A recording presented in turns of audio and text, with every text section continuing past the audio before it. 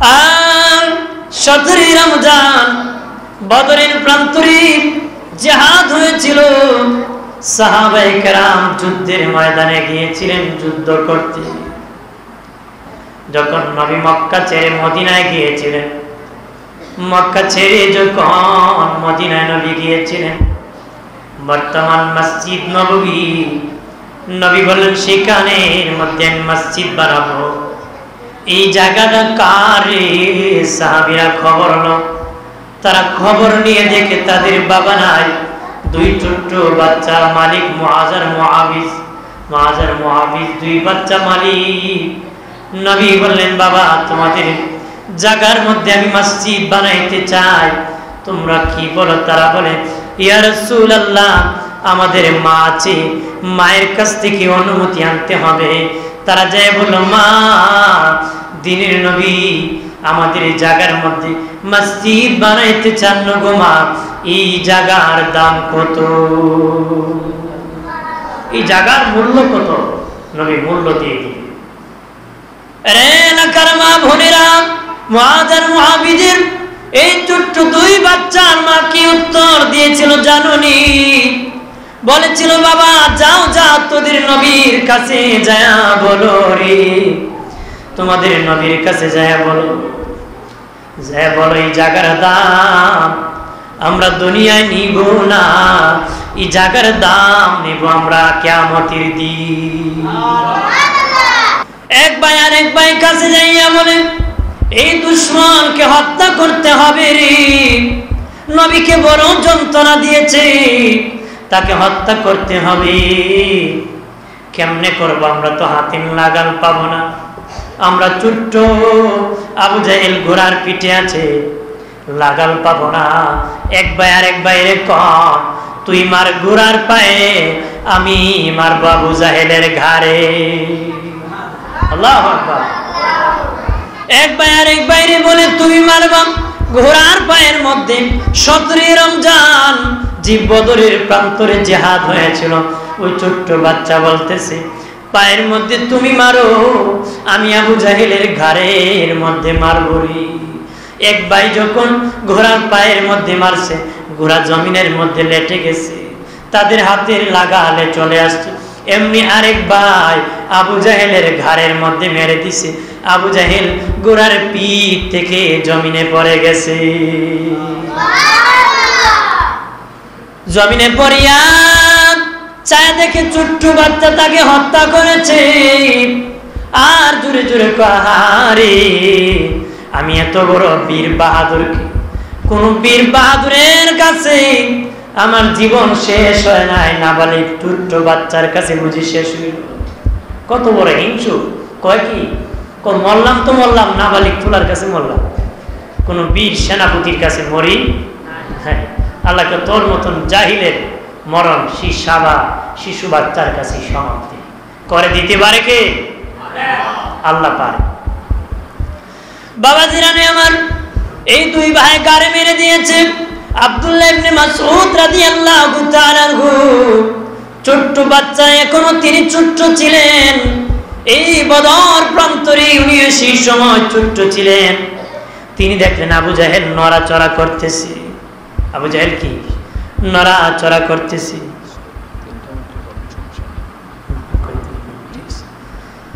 বাবাজি বদর প্রান্তরে আবু জাহেলের লাশ নড়াচড়া করতেছে। আব্দুল্লাহ ইবনে মাসউদ রাদিয়াল্লাহু তাআলা আনহু যাইয়া ওই আবু জাহেলের বুকের উপর উঠে বসে গেলেন। নাকি উনি কত সাহস, ছোট্ট মানুষ। তোমরা যারা মসজিদে আসতো সাহস করে আসতো না? আসতো না? সাহস করে আসতো। কত মানুষ কত কিছু করবো, যাইস না মসজিদে ভূতে ধরবো। হ্যাঁ, তোমরা কেউ আল্লাহর কালামের চেয়ে আর বড় কিছু হতে পারে? পারবা না? হ্যাঁ, পারবা কিনা? আল্লাহ কোরআন থেকে এর চেয়ে দামি পাওয়ারফুল আর কিছু হতে পারে? ওই আলীকে ইহুদি শিখায় দিল জের জবরের। আর একদিন ওই ইহুদি একটা চিঠি লিখলো আলী রাদিয়াল্লাহু তাআলা আনহুর কাছে। চিঠির মধ্যে লিখলো, আলী আমি অমুক গ্রামের ইহুদি, আমি তোমার ওই উস্তাদ। যেদিন একদিন তুমি জবরের জায়গায় জের পরে ফেলেছিলে রে, অথবা জেরের জায়গায় জবর ফেলেছি, জবরের জায়গায় অথবা জেরের জায়গায় জবর। বললাম আমি তোমার সেই উস্তাদ, ঘরে পড়ে গেছি, খাবার নাই। আলী রে, কিছু যদি সহযোগিতা করতাম, আমি কায়া প্রাণটা বাঁচাইতাম। ওই চিঠি লইয়া হযরত আলী রাদিয়াল্লাহু তাআলা আনহু দিনের নবীর দরবারে চলে গেলেন।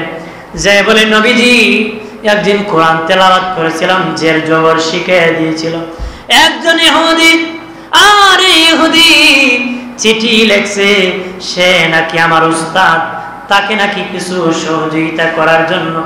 নবীজি গো, ওই ইহুদি আমার কেমন উস্তাদ হতে পারে যে আমাকে একটা জবর বা জের শিখিয়ে দিয়েছিল? নবী বলেন, আলী এই ইহুদি তোমার কেমন উস্তাদ তুমি জানো নি? ইহুদি উস্তাদ তুমি সহযোগিতা করার জন্য রে তোমার কাছে চিঠি লেখছে রে আলী। আলী রে, একটা তরবারি তীর লইয়া যদি ডান দিকে মারো যত দূর যাবে, বাম দিকে মারলে যত দূর যাবে, সামনে মারলে যত দূর যাবে, পিছনে মারলে যত দূর যাবে, উপরে মারলে যত উপরে উঠবে, ওই মধ্যখানের ফাঁকা জায়গা যদি হীরা মণিমুক্তা স্বর্ণ দিয়া ভরিয়া যদি ওই ইহুদি আলেমের কদমের মধ্যে দান করে দেও রে আলী, ওই তোমার উস্তাদের জবর শিখানোর প্রতিদান দেওয়া যাবে না রে। ডিয়ার সুন্নাহ, সুন্নিয়তের সত্যবাণী মেহেদী হাসান। তোমরা শাহাদাত বরণ করতে রাজি থাকবা, কিন্তু পথভ্রষ্ট হতে রাজি হবে না। পথভ্রষ্ট হতে কি রাজি হবে না। এই রমজান এসেছে মানুষকে পরিবর্তন করার জন্য, বোনাস স্পেশাল আল্লাহ সিপারেট করে ভিআইপি ভাবে উম্মতের জন্য এক মাস দান করেছে, যেখানে ইবাদত করলে আল্লাহ জান্নাত দান করবে। সুবহানাল্লাহ বলো। এই জন্য এই মাসে বরকত আছে কিনা? এই মাসে কোরআন নাজিল হয়েছিল, সেই মাসে জিবরিল আমিন নবীকে কোরআন শোনাইছে, নবীও জিবরিলকে কোরআন শোনাইছেন। জিবরিল আল্লাহর নবীর উস্তাদ? হ্যাঁ, না, জিবরিল মাধ্যম। জিবরিল কি? দোনো বন্ধুর মধ্যখানে যা পৌঁছায় দিয়েছে বার্তা। আল্লাহ হলেন উস্তাদ, নবী হলেন কি? ছাত্র। নবী দুনিয়ার কারো কাছে পড়েন নাই, আমাদের নবী না, কোনো নবী পড়েন না, কোনো নবী কি পড়েন নাই। সব নবীগণের উস্তাদ হলেন কে? আল্লাহ। সব নবীর উস্তাদ কে? আল্লাহ। আর আমার নবীর ছাত্র হলেন সাহাবীরা, কমন নয়, ছাত্রের ছাত্র, ছাত্রের ছাত্র, এই বংশ পরম্পর সিলসিলায়। আর যারা তোমরা আছো, তোমাদের উস্তাদরা যদি উস্তাদ তালাশ করে, তোমরা যেমন তোমাদের উস্তাদ তালাশ করতে করতে তোমার উস্তাদের উস্তাদ, তোমার উস্তাদের উস্তাদ, যেতে যেতে সাহাবীরা হবে উস্তাদ, সাহাবীদের উস্তাদ হবেন স্বয়ং রাসূলুল্লাহ, রাসূলের উস্তাদ হবেন আমার আল্লাহ।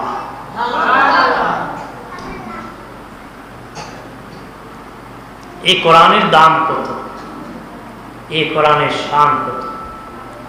ইমাম গাজ্জালী রহমতুল্লাহ আলাইহ,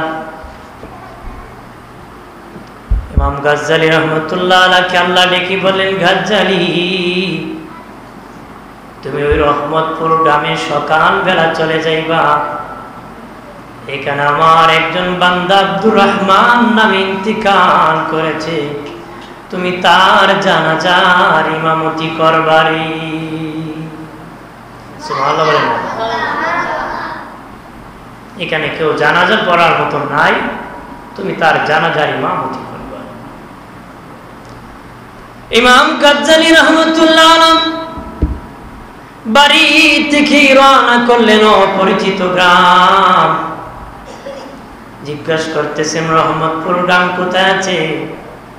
তালাশ করতে করতে চলে গেলেন। তখন বললেন, তোমাদের গ্রামে আব্দুর রহমান নামের একজন ব্যক্তি মারা গেছে। তারা বলল, হ্যাঁ উনি মারা গেছেন। যাওয়ার পরে ইমাম গাজ্জালী রহমতুল্লাহ আলাইহি মনে মনে বলেন, আমার মতন ইমাম গাজ্জালীকে জানাজার ইমামতির জন্য আল্লাহ পাঠাইছে, আমি দেখতে হবে তার কেমন গুণ আছে রে, তার কি গুণের কারণে আমি ইমাম গাজ্জালীকে আল্লাহ পাঠাইছে,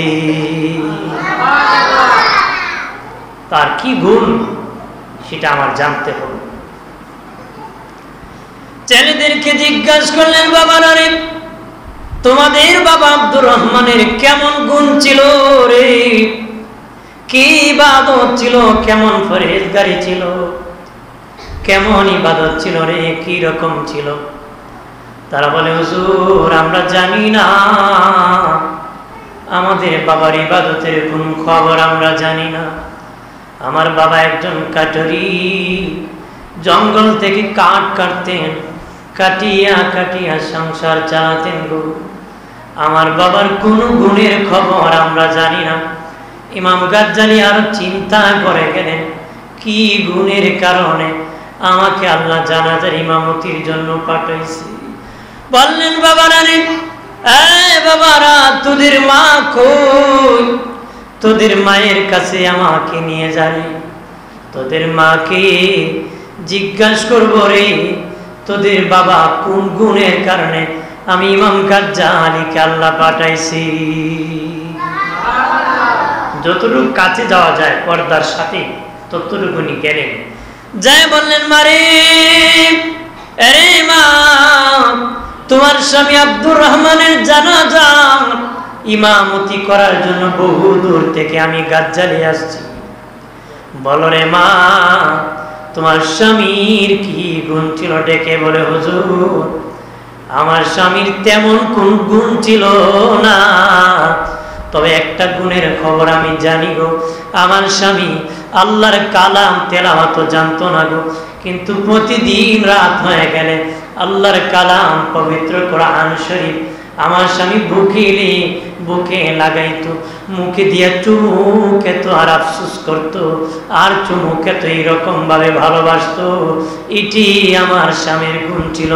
ইমাম গাজ্জালী কয়, মা বুঝতে আর বাকি নাই, ওই আল্লাহর কালাম চুমু খাওয়ার কারণে, ভালোবাসার সম্পর্ক রাখার কারণে ওই কাটুরির দাম সম্মান আল্লাহ এত বাড়াইছে, আমি ইমাম গাজ্জালীকে তার জানাজার ইমামতির জন্য পাঠাইছে। তোমরা যারা তেলাওয়াত করো তোমাদের দাম কম হবে না বেশি হবে? জোরে বলো, কম হবে না বেশি হবে? দাম বেশি হবে। যে লোক তেলাওয়াত জানতো না, শুধু মুখে লাগাইতো, চুমু খেত, তাকে যদি যুগের ইমাম গাজ্জালী, তিনি হুজ্জাতুল ইসলাম, বাবাজি সব আলিম ওলামা একমত যে কোরআন যদি দুনিয়াতে পাওয়া যায় না, ইমাম গাজ্জালীর কিতাব দিয়ে ইসলাম চালাইতে অসুবিধা হবে না। এমন এক ব্যক্তি যার কিতাব দিয়ে ইসলাম চালাইতে সমস্যা হবে না, ওই ব্যক্তিকে তার জানাজার ইমামতির জন্য আল্লাহ পাঠাইছে। তোরে বলো সুবহানাল্লাহ। তাহলে তোমাদের দাম কম না বেশি? জোরে বলো, বেশি কম না বেশি? তোমাদের শান, তোমাদের সম্মান তোমরা রক্ষা করতে হবে। তোমরা কিভাবে করবা? কোরআনের সাথে ভালো সম্পর্ক লাগে। কোরআনের সাথে কি লাগে? ভালো সম্পর্ক। এক অক্ষর তিলাওয়াত করবা, 70 অক্ষরের সওয়াব পাবা। রমজান মাস এক আয়াত পড়বা, 70 আয়াতের সওয়াব পাবা। এক পৃষ্ঠা পড়বা, 70 পৃষ্ঠার সওয়াব আমলনামায় পাবা। এক পারা পড়বা, 70 পারার সওয়াব পাবা। এক কতম দিবা, 70 কতমের সওয়াব পাবা। তাহলে শিখতে হবে। তাহলে কি খতম দিতে গেলে শিখতে হবে না? জেনে না করে ছাত্রবিন্দুরা, ছাত্রছাত্রীরা ভালো করে শুনে নাও। তোমরা যারা তিলাওয়াত শিখতেছো, তোমরা একদিন শিখাইবা, তোমরা একদিন উস্তাদ হবা, শিখাইবা। তোমাদের উস্তাদগণ তোমাদেরকে শিখাইছে। তোমরা যখন তেলাওয়াত করবা তখন বলা লাগবে না, আল্লাহ আমার উস্তাদের দরবারে সব পৌঁছায় দাও। তোমরা পরামার্থী, তোমরা যাদের কাছ থেকে শিখছো তাদেরকে আমার আল্লাহ সাবধান করবে। তাহলে তোমরাও যেদিন উস্তাদ হয়ে শিখাইবা, যেদিন তোমরা কবরে যাবা, সেদিন তোমাদের ছাত্ররা যখন তেলাওয়াত করবে তোমরা কবরে ঘুমাইয়া সওয়াব পাইবা। এইরকম মান তাআল্লামাল কুরআন ওয়া আল্লামাহু আও কামা ক্বালা আলাইহিস সালাতু ওয়াস সালাম। ওই ব্যক্তি দামি যে কোরআন শিখছে অপরকে শিখায়, যে নিজে কোরআন শিখেছে অন্যকে শিখায়, এর চেয়ে দামি আর কেউ হতে পারে?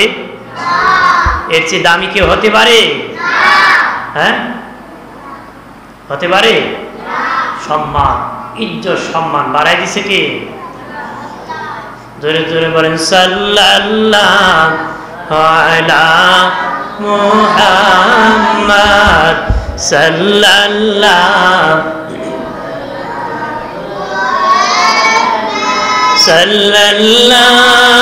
আলা সাল্লাল্লাহু আলাইহি। ডানে মাটি বামে মাটি, মাটি হবে বিছানা, উপরেতে বাঁশের ছানি, হাওয়া বাতাস লাগবে না। সাল্লাল্লাহু মাদ সাল্লাল্লাহু আলাইহি ওয়াসাল্লাম। সাল্লাল্লাহু আলা মুহাম্মাদ সাল্লাল্লাহু।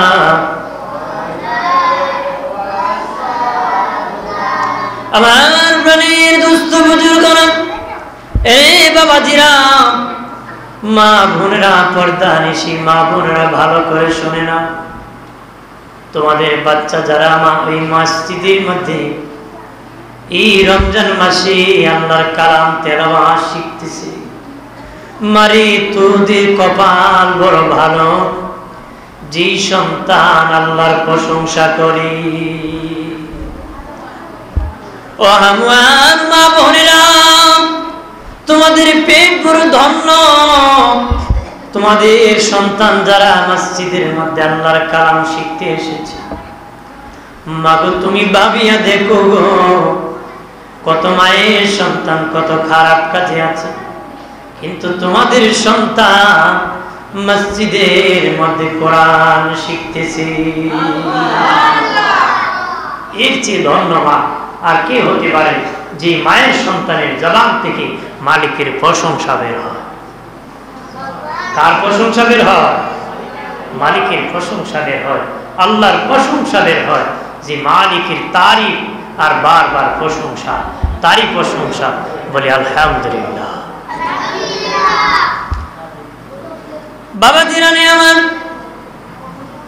এই রমজান মাসে 17 তারিখে 17ই রমজান ইসলামের একটা জিহাদ হয়েছিল, যুদ্ধ।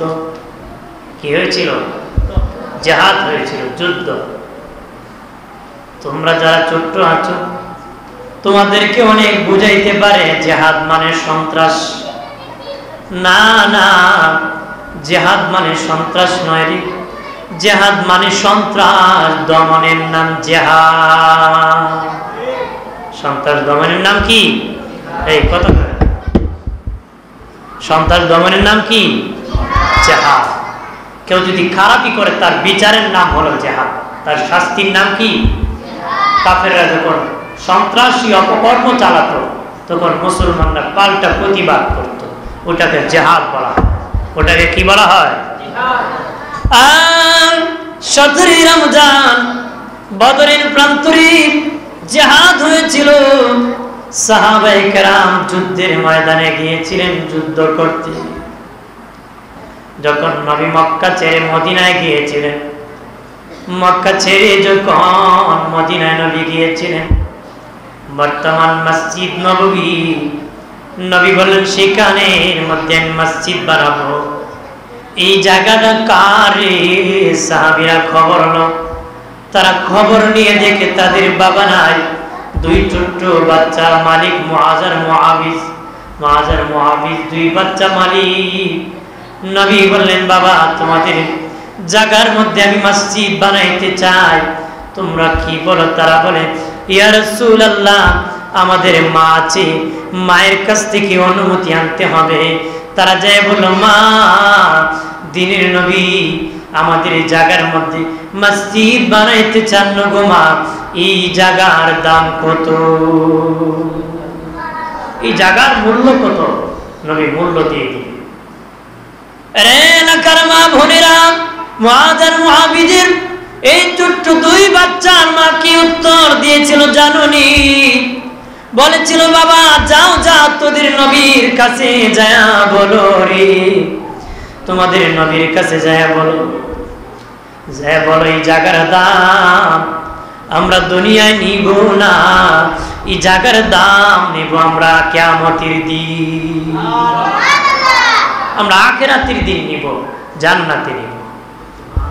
দুই বাচ্চা আসিয়া নবীর কাছে বলে, মায়ার নবী, আমার মা বলেছে এই জায়গার দাম দুনিয়ায় নিবে না, কিয়ামতের দিন এই জায়গার দাম নিবে।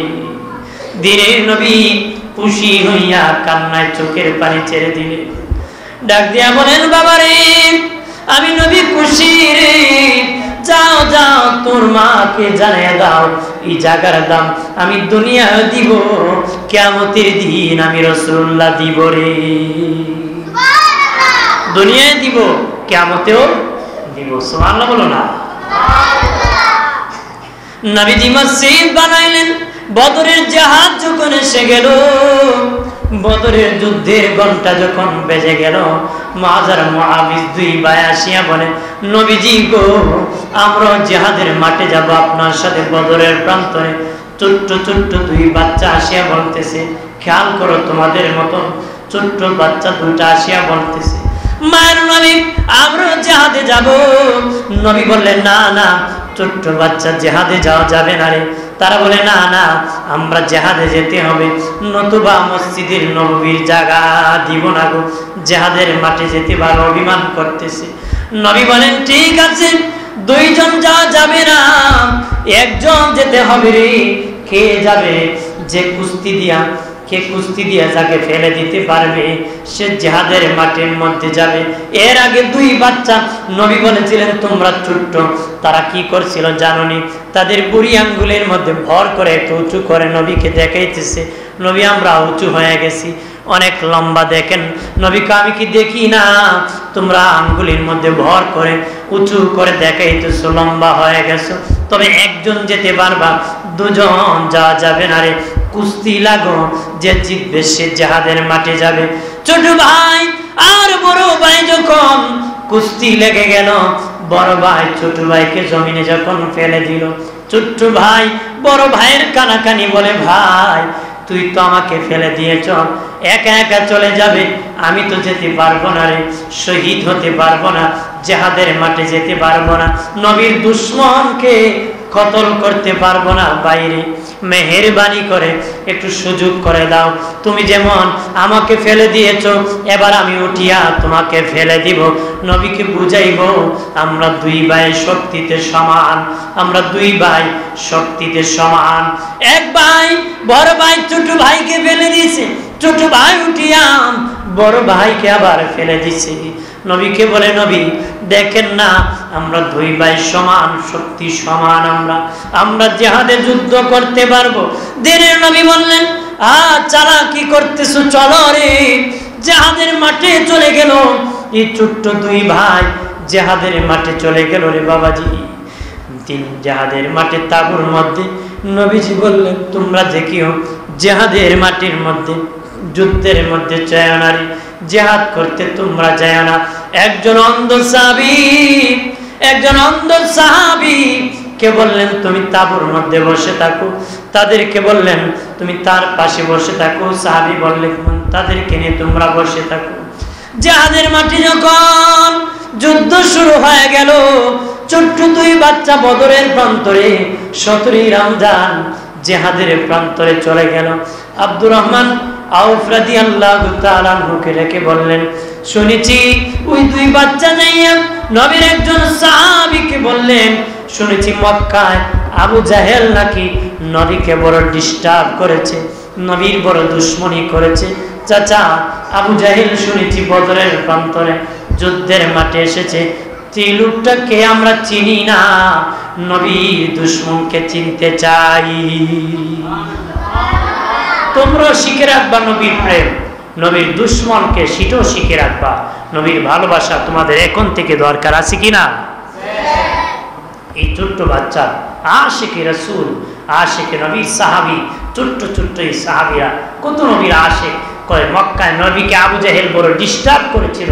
ওই আবু জাহেলটাকে উনি বললেন, ওই দেখো ঘোড়ার পিঠে লম্বা ধারী ওই লোক হলো আবু জাহেল, সাবধান, দ্বারের কাছে যায় না, হে বড় খারাপ, হে বড়। এক ভাই আর এক ভাই কাছে যাইয়া বলে, এই দুশমনকে হত্যা করতে হবে রে, নবীকে বড় যন্ত্রণা দিয়েছে, তাকে হত্যা করতে হবে। কেমনে করবো? আমরা তো হাতে লাগাল পাবো না, আমরা ছোট্ট, আবু জাহেল ঘোড়ার পিঠে আছে, লাগাল পাবো না। এক ভাই আর এক ভাইরে কম, তুই মার ঘোড়ার পায়ে, আমি মারবো আবু জাহেলের ঘাড়ে। আল্লাহু আকবার। এক ভাই আর এক ভাইরে বলে, তুমি মারবা ঘোড়ার পায়ের মধ্যে। 17 রমজান যে বদরের প্রান্তরে জিহাদ হয়েছিল, ওই ছোট্ট বাচ্চা বলতেছে, পায়ের মধ্যে তুমি মারো, আমি আবু জাহেলের ঘাড়ের মধ্যে মারবো রে। এক ভাই যখন ঘোড়ার পায়ের মধ্যে মারছে, ঘোড়া জমিনের মধ্যে লেটে গেছে, তাদের হাতের লাগালে চলে আসছে। এমনি আরেক ভাই আবু জাহেলের ঘাড়ের মধ্যে মেরে দিছে, আবু জাহেল ঘোড়ার পিঠ থেকে জমিনে পড়ে গেছে। জমিনে পড়িয়া চায় দেখে ছোট্ট বাচ্চা তাকে হত্যা করেছে। আর জোরে জোরে কাহারে, আমি এত বড় বীর বাহাদুরকে, কোন বীর বাহাদুরের কাছে আমার জীবন শেষ হয় নাই, নাবালিক ছোট্ট বাচ্চার কাছে বুঝি শেষ হইল। কত বড় হিংসু। কয় কি, মরলাম তো মরলাম, নাবালিক তোলার কাছে মরলাম, কোন বীর সেনাপতির কাছে মরি। হ্যাঁ, আল্লাহকে তোর মতন জাহিলের মরণ শিশু বাচ্চার কাছে সমাপ্তি করে দিতে পারে কে? আল্লাহ পারে। বাবা জিরানে আমার, এই দুই ভাই কারে মেরে দিয়েছে? আব্দুল্লাহ ইবনে মাসউদ রাদিয়াল্লাহু তাআলা আনহু, ছোট্ট বাচ্চা, এখনো তিনি ছোট্ট ছিলেন। এই বদর প্রান্তরে উনি সেই সময় ছোট্ট ছিলেন। তিনি দেখলেন আবু জাহেল নড়াচড়া করতেছে। আবু জাহেল কি নড়াচড়া করতেছে?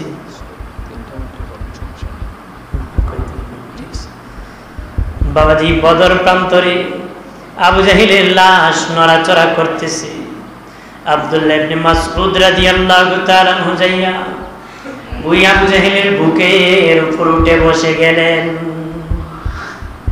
নাকি উনি কত সাহস, ছোট্ট মানুষ। তোমরা যারা মসজিদে আসতো, সাহস করে আসতো না? আসতো না? সাহস করে আসতো। কত মানুষ কত কিছু করবো, যাইস না মসজিদে ভূতে ধরবো। হ্যাঁ, তোমরা কেউ আল্লাহর কালামের চেয়ে আর বড় কিছু হতে পারে?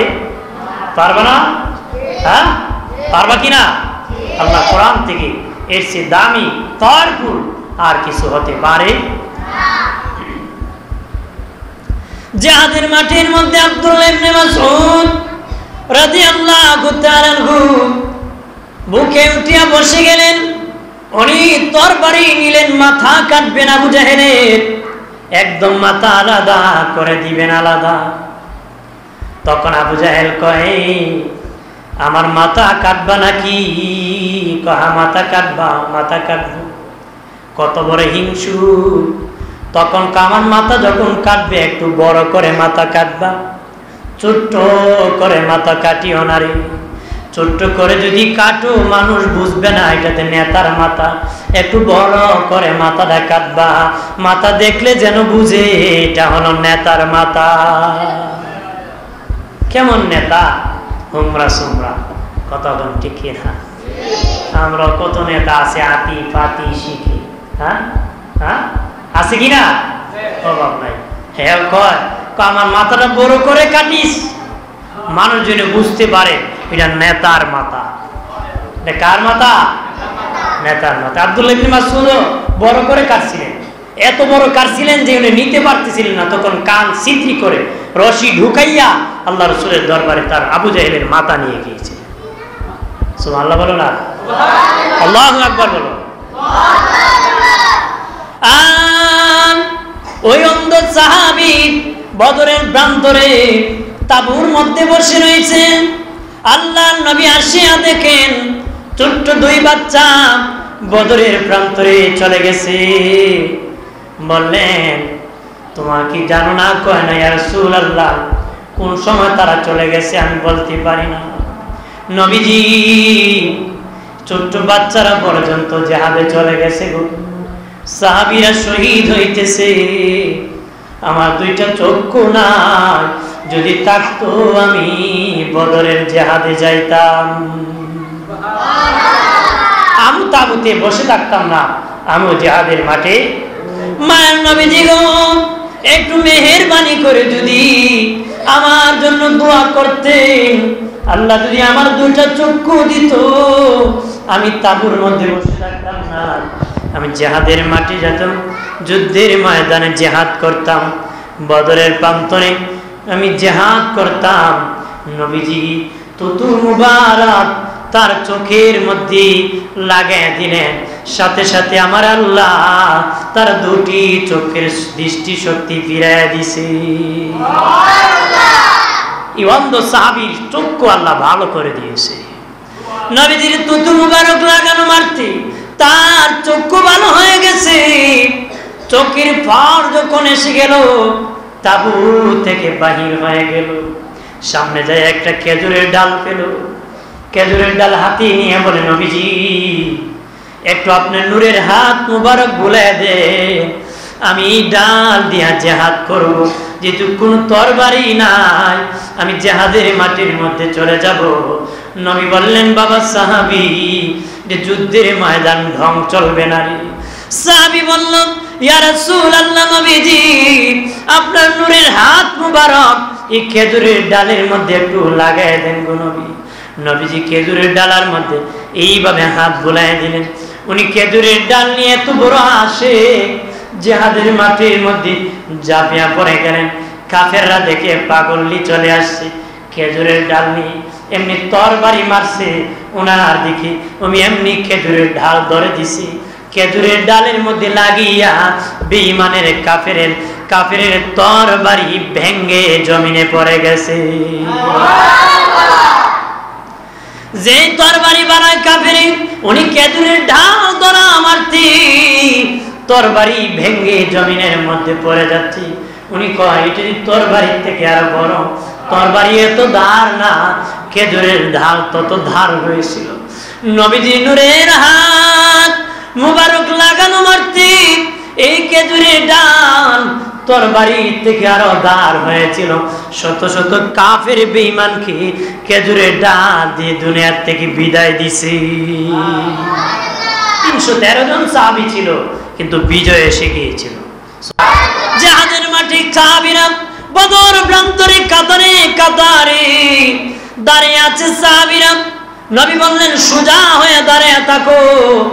নবীর একজন আশিক সাহাবী এশকে জিহাদের এশকে ইমানের স্পিডে টিকে থাকতে পারতে না, সামনে এগিয়ে যায়, সকল যেমনি দাঁড়াইছে তাদেরকে সামনে এসে যায়, এমনি নবী হাতের ডাল দিয়ে তাদেরকে সমান করতেছে।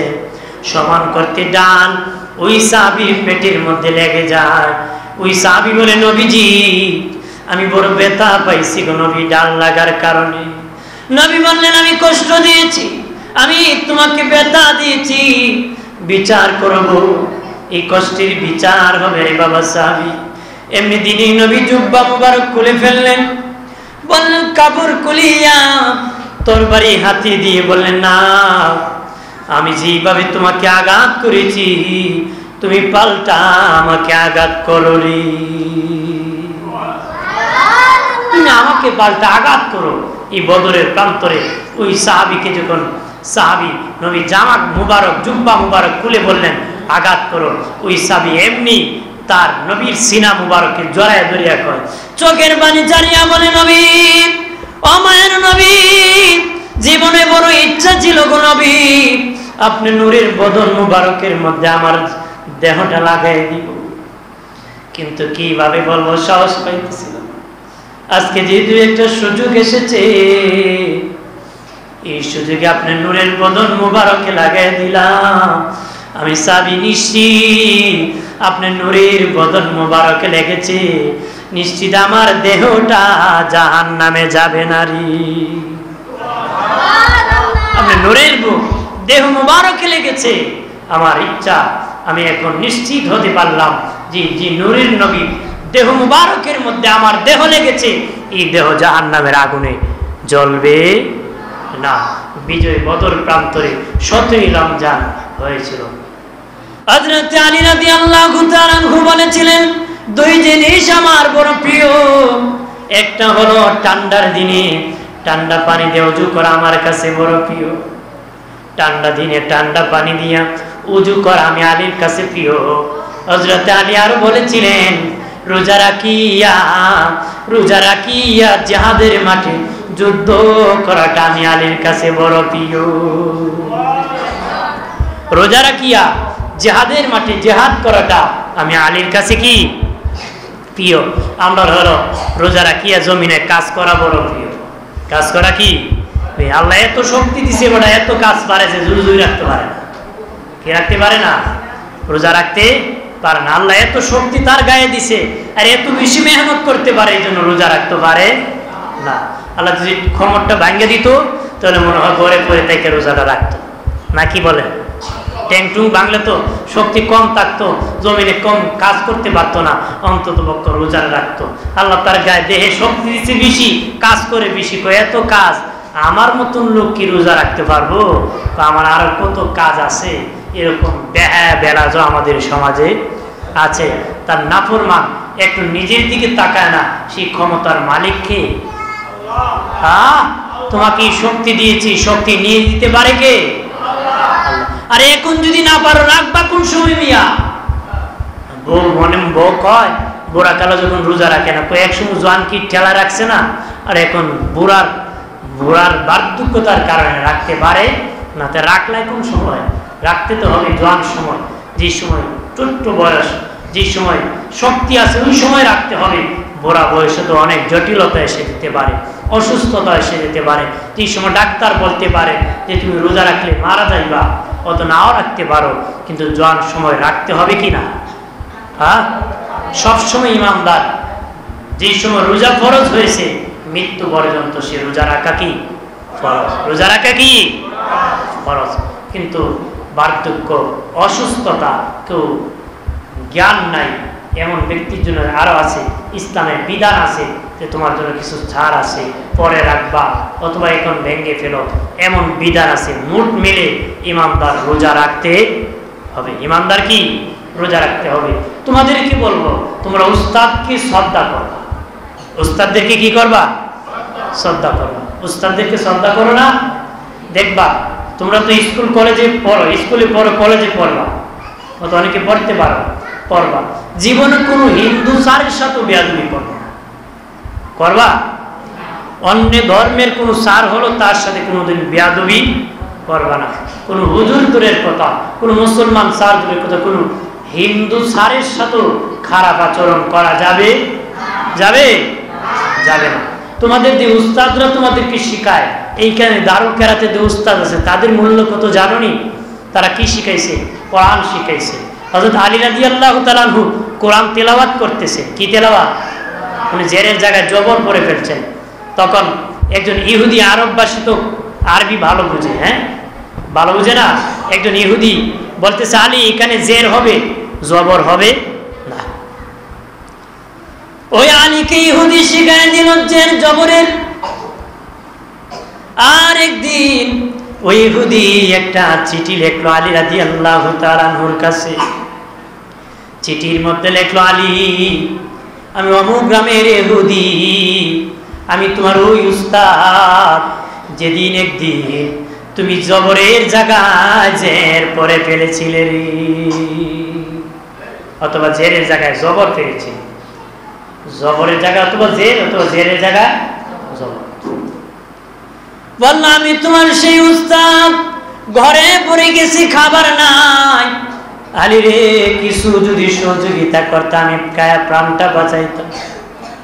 ওই চিঠি লইয়া হযরত আলী রাদিয়াল্লাহু তাআলা আনহু দিনের নবীর দরবারে চলে গেলেন। যে বলে, নবীজি, একদিন কোরআন তেলাওয়াত করেছিলাম, জের জবর শিখিয়ে দিয়েছিল একজন ইহুদি। আর ইহুদি চিঠি লেখছে, সে নাকি আমার উস্তাদ, তাকে নাকি কিছু সহযোগিতা করার জন্য। নবীজি গো, ওই ইহুদি আমার কেমন উস্তাদ হতে পারে যে আমাকে একটা জবর বা জের শিখিয়ে দিয়েছিল? নবী বলেন, আলী রে, এই ইহুদি তোমার কেমন উস্তাদ তুমি জানো নি? ইহুদি উস্তাদ তুমি সহযোগিতা করার জন্য রে তোমার কাছে চিঠি লেখছে রে আলী। আলী রে, একটা তরবারি তীর লইয়া যদি ডান দিকে মারো যত দূর যাবে, বাম দিকে মারলে যত দূর যাবে, সামনে মারলে যত দূর যাবে, পিছনে মারলে যত দূর যাবে, উপরে মারলে যত উপরে উঠবে, ওই মধ্যখানের ফাঁকা জায়গা যদি হীরা মণিমুক্তা স্বর্ণ দিয়া ভরিয়া যদি ওই ইহুদি আলেমের কদমের মধ্যে দান করে দেও রে আলী, ওই তোমার উস্তাদের জবর শিখানোর ও প্রতিদান দেওয়া যাবে না রে। এই চতুর্দিকের তরবারি মধ্যখান যদি ফাঁকা জায়গা হীরা মণিমুক্তা দিয়া যদি স্বর্ণ দিয়ে ভরপুর করে ইহুদি আলেমের কদমে দিয়ে দাও, তোমাকে যে জবর বা জের শিখিয়েছিল সেটার মূল্য তুমি দিতে পারবা? তাইলে উস্তাদের মূল্য আছে কিনা? সম্মান আছে কিনা? উস্তাদদেরকে সম্মান করবা, তোমরা নামাজ পড়বা, তোমরা কোরআন পড়বা, তোমরা তেলাওয়াত করবা, তোমরা জীবনে মিথ্যা বলবা না। তোমরা কার উম্মত জানোনি? হে বাচ্চারা, তোমরা কার উম্মত জানোনি? যেই নবী রাষ্ট্র চালাইছেন, যিনি খাতামান নবী, যিনি শফিউল মুজনিবিন, যিনি ইমামুল মুরসালিন, যিনি পৃথিবী চালাইছে, আজ ওনার কথায় পৃথিবী চলবে। যারা ইমানদার চালাবে, কিয়ামত পর্যন্ত চলবে, হাসরের বিচার ওনার কথায় চলবে। সেই নবী জীবনে একটা মিথ্যা কথা বলেন নাই। সুবহানাল্লাহ বলবা না? যে নবী এত কিছু দায়িত্ব পালনে যদি একটা কথা মিথ্যা কথা জীবনে বলে নাই, আমরা কেন বলবো? তোমরা দেখবা জীবনে কোনোদিন মিথ্যা কথা, তোমাদের বাবা যদি মিথ্যা কথা বলার আদেশ করে, তোমরা প্রতিবাদ করবা, করবা না? কোন বাবা মা যদি মিথ্যা সাক্ষী দিতে, মিথ্যা কথা বলতে তোমাদেরকে বলে, জীবনও দিবা না। শুনে রাখো, আল্লাহ আল্লাহ রসুল বেজার হবে এমন কথা কারো মানা যাবে না। তোমার মাও যদি বলে মারা যাবে না, বাবু যদি বলে মারা যাবে না, তবে মা বাবার সাথে বেয়াদবি করা যাবে না। মা বাবার খেদমত করতে হবে, মা বাবাকে ভালোবাসতে হবে। যদি হিন্দু হয় না, তারপর তার খেদমত করতে হবে। কিন্তু সে যদি বলে নামাজ পড়তে পারবা না, এটা মানা যাবে না, আমি পড়বো। সে যদি বলে তেলাওয়াত করা যাবে না, আমি করবো, এটা মানা যাবে না। যদি বলে মিথ্যা বলা লাগবে, তোমরা না প্রতিবাদ করবা যে মিথ্যা বলা যাবে না। অর্থাৎ ওমর ফারুক রাদিয়াল্লাহু তাআলার যুগে এক মহিলা দুধ দহন করছে, মেয়েকে ঘুম থেকে জাগাইছে, তার মেয়েকে জাগায় বলতেছে, মা ঘুম থেকে উঠো কেন? কয় দুধের সাথে পানি মিক্স করবো, মিশিয়ে বাজারে বেশি দামে বিক্রি করব। মেয়ে বলেছিল, মা ওমরের শাসন, মা শাস্তি কঠিন হবে, তো ওমর কি এত রাত্রে দেখবে নাকি? ওই মেয়ে মাকে বলতেছে, মা তুমি জানো না, ওমরও যদি দেখে না, রাতের বেলা আল্লাহ দেখে। রাতের বেলা কে দেখে? তোমাদের মতো মেয়ে সে ছিল, সে মার সে প্রতিবাদ করেছে অন্যায়। মা এই অন্যায় করা যাবে না। যদি ওমর দেখে না, আল্লাহ দেখবে। দুনিয়ার কেউ না দেখলে দেখবে কে? ওহুয়া মাকুম আইনামা কুনতুম। আমরা যেখানে আল্লাহ আছে কি, বান্দা যেখানে আল্লাহ আছে কি, সেখানে আল্লাহ সব জায়গায় আছে, আল্লাহ সব দেখে। কথা বলেন ঠিক কিনা? প্রতিবাদ করবা, অন্যায়কে প্রশ্রয় দিবা না, ন্যায়ের উপর থাকবা। তোমরাই হবে ভবিষ্যৎ জাতি। তোমরা নবীর মা, তোমরা অলির মা। তোমাদের কাছ থেকে বুজুর্গানে দিন আসবে, তোমাদের দ্বারা জাতি পরিবর্তন হবে। তোমরা সেই পথে থাকবা। তোমরা এই জাতি পরিবর্তন হওয়ার জন্য কোরআন শিক্ষার উপর আর কোনো পথ নাই, কোরআন ছাড়া আর গতি নাই। বাঁচতে গেলে কোরআন পথ অনুসরণ করতে হবে, বাঁচতে গেলে কোরআনের সাথে ভালোবাসা লাগাতে হবে, বাঁচতে গেলে কোরআনের সাথে প্রেম লাগাতে হবে। জীবনে যেই জায়গায় থাকো কোরআনকে ভুলে যাবা না। তোমরা কোরআনকে কি কোনোদিন ভুলবা না। কেউ যেন তোমাদেরকে কোরআনকে ভুলায় না দেয়, ইসলাম থেকে না দূর করে দেয়। কোরআনের সাথে সম্পর্ক রাখবা। আসো নবীকে সালাম জানাই, ইয়া নবী। সবাই দাঁড়াও। ইয়া রাসূল,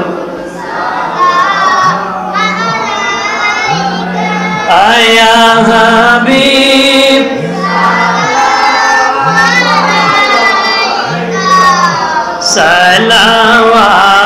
সালাওয়াতুল্লাহ ওসিলা আপনাকে দিয়া কাঁদিলেন আদম হাওয়া, হইল মওলার দয়া করিলেন কবুল দুআ, ইয়া নবী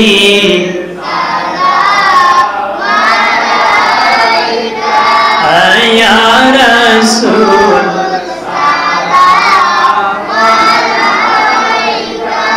ইয়া হাবিব,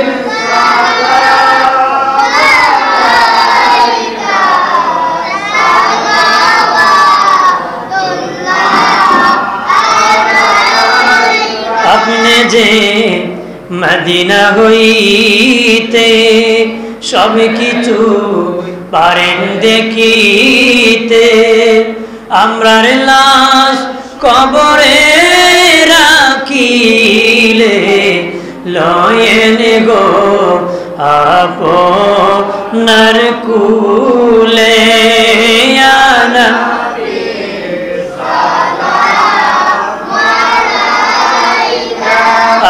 ইয়া রাসূল সালাম, ইয়া হাবিব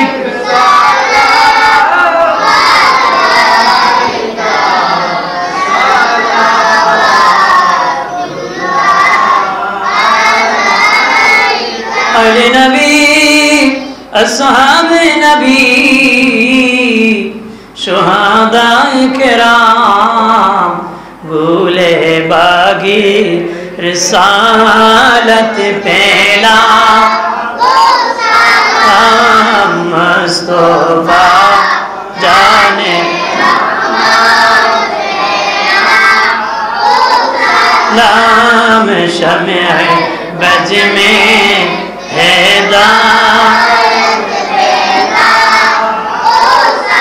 डाल दी कल्बों में अजमाते मुस्तफा हकमते आला गजरात ओ सलाम मुस्तफा जाने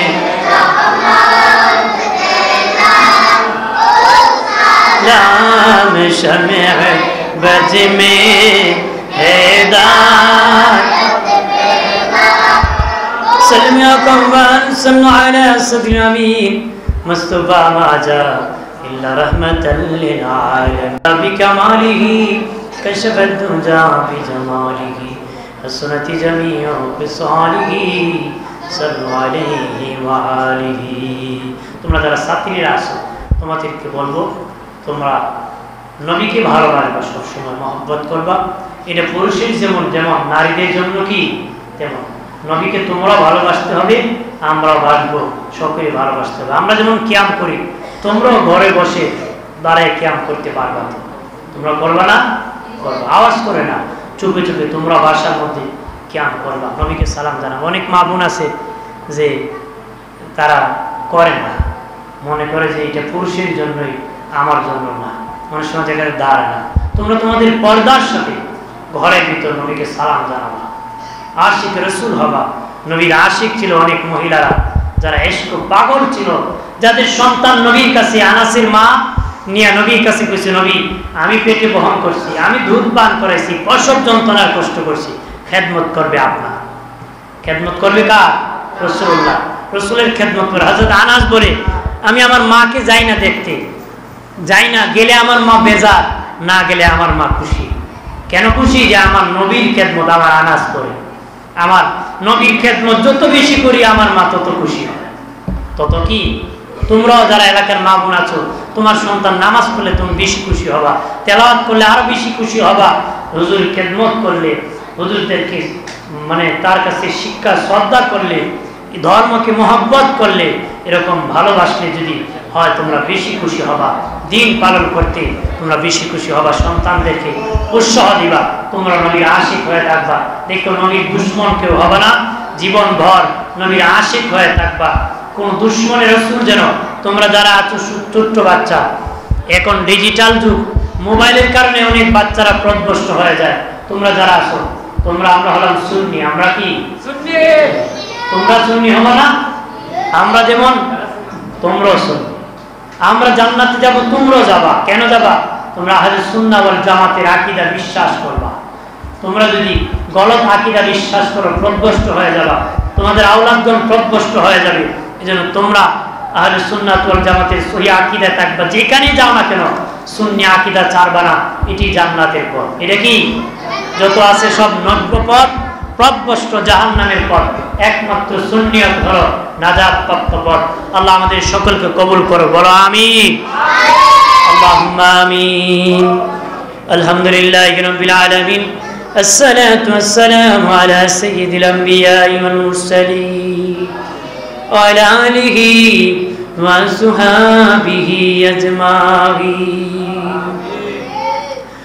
রব্বুল আলামিন, গাউসিয়া দারুল কেরাম, রব্বুল আলামিন, সিরাজনগর কমপ্লেক্স মালিক, হামওয়ার মধ্যে, হামওয়া মসজিদের মধ্যে, এই কেন্দ্রের মধ্যে আমি গুনাহগার কিছুক্ষণ সময় নসিহত করলাম, আর দুটো হাত বাড়াইলাম। যে দেখো ছোট্ট ছোট্ট শিশু বাচ্চারা আছে, ছাত্রীরা আছে, ছাত্ররা আছে, যে বয়সে ঘোরাঘুরির কথা, রে আল্লাহ ও মালিক, যে বয়সে তাদের খেলাধুলা করার কথা, যে বয়সে তারা খুব বেহুশ হয়ে যাওয়ার কথা, চিল্লা চুল্লি করার কথা গো মালিক, কিন্তু তারা খুব নীরবে তোমার ঘরের মধ্যে বসে বসে এই কথাগুলো শুনছে। আল্লাহর কালাম তেলাওয়াত শিখতে তারা উপস্থিত হয়েছে। শুরু থেকে শেষ পর্যন্ত ভুল বেয়াদবি মাফ করে দাও। 100 লক্ষ কোটি গুণ বাড়ায়া দয়াল নবীর খেদমত শরীফে কবুল করে নাও। তামাম আম্বিয়া کرام, সাহাবায়ে کرام, তাবিঈন, তাবে তাবিঈন, খুলাফায়ে রাশিদিন, আশরায়ে মুবাশশিরিন, উম্মাহাতুল মুমিনিন, খাতুনে জান্নাত ফাতিমা, ইমাম হাসান, হুসাইন, যাইনুল আবিদিন দের রয় কবুল ফরমাও। কাদরিয়া, সিস্টার, নকশবন্দিয়া, মুজাদ্দিদিয়া, 4 তরিকার ইমাম, 4 মাযহাবের ইমাম, 360 আউলিয়ার শিরোমণি হযরত শাহজালাল ইয়ামানি, ওনার সঙ্গী সাথী যত বুজুর্গানে দিন, যে যেখানে আরাম ফরমাইছুন, প্রত্যেকের নামে নামে পৌঁছা দাও মালিক। যারা পর্দানিশী মা বোন হাত বাড়াইছুন, যারা বাবাজিরা হাত বাড়াইছুন, প্রত্যেকের মা বাবারে মাফ করো। চেয়ে দেখো শিশু বাচ্চারা হাত বাড়াইছে, ছোট্ট ছোট্ট ছাত্র ছাত্রীরা হাত বাড়াইছে। আল্লাহ গো, তাদের মা বাবার জীবনের গুনাহগুলি মাফ করে দাও। আল্লাহ তাদের মা বাবার ভাগ্যগত সন্তান বানাও, মা বাবার খেদমত করার সুযোগ করে দাও। তাদের পরিবার যেন ইসলামী পরিবার হিসেবে হয়, কবুল করে নাও। আল্লাহ তাদেরকে তুমি শিক্ষার জ্ঞান দান করে দাও, আরো বৃদ্ধি করে দাও। কোরআন হাদিস যেন তারা সহি শুদ্ধভাবে পড়তে পারে, সেই তৌফিক দান করে দাও। আমাদের সকলকে সেই জ্ঞান দান করে দাও। আল্লাহ আমাদেরকে তুমি দান করে দাও। রব্বুল আলামিন আল্লাহ তাআলা এই দারুল কেরাত প্রতিষ্ঠিত করে, হয়তো অনেকে মুরব্বিয়ান কবরের বাসিন্দা আছেন, এই হামওয়া গ্রামের যারা কবরে ঘুমাইছেন, প্রত্যেককে মাফ করে দাও। প্রত্যেকের কবর জান্নাতের বাগান বানিয়ে দাও। এখনো যারা খেদমত করতেছেন, তাদের খেদমতরে তুমি কবুল ফরমাও। আল্লাহ, রমজান মাস, মাইকের আওয়াজ হয়, আল্লাহ অনেক কষ্ট হতে পারে, আল্লাহ তাদের এই কষ্টের উসিলা নাজাতের উসিলা করে দাও। এলাকার মা বোনদেরকে ধৈর্যের সাথে আল্লাহর কালামের নসিহত তেলাওয়াত শোনার তৌফিক দান করে দাও আল্লাহ। এর উসিলায় তাদেরকে তুমি নাজাতের উসিলা করে দিও, তাদের প্রতি মহব্বত ভালোবাসা পয়দা করে দিও। এই দারুল কারা যিনি প্রতিষ্ঠিত করেছেন হুজুর কেবলার নেক হায়াত বাড়াইয়া দাও রব্বুল আলামিন, আরো দিন দিন উন্নতি দান করে দাও রব্বুল আলামিন। চন্দ্র যতদিন থাকবে, সূর্য যতদিন থাকবে, হামওয়া জামে মসজিদে দারুল কেরাত প্রতিষ্ঠিত রাখো, এই মসজিদ রে কায়েম রাখো। এই মসজিদ প্রতিষ্ঠিত করে অনেকে কবরের বাসিন্দা তুমি মাফ করে দিও মালিক। এই মসজিদের খতিব সাহেব হুজুর সুস্থ আছেন, তুমি শিফা হাজেরা কামেলা নসিব ফরমাও। আর যারা বিমারি আছেন শিফা হাজেরা কামেলা নসিব ফরমাও আল্লাহ রাব্বুল আলামিন। আমার ছোট্ট ছোট্ট ভাই বোনদেরকে তুমি কবুল করো, আমার বন্ধুদেরকে কবুল করো, আমাদের সকলে কবুল করো। আমার সাহারি রোজা ইফতার তারাবিরে কবুল করো। লা ইলাহা ইল্লাল্লাহু মুহাম্মাদুর রাসূলুল্লাহ। আসসালামু আলাইকুম।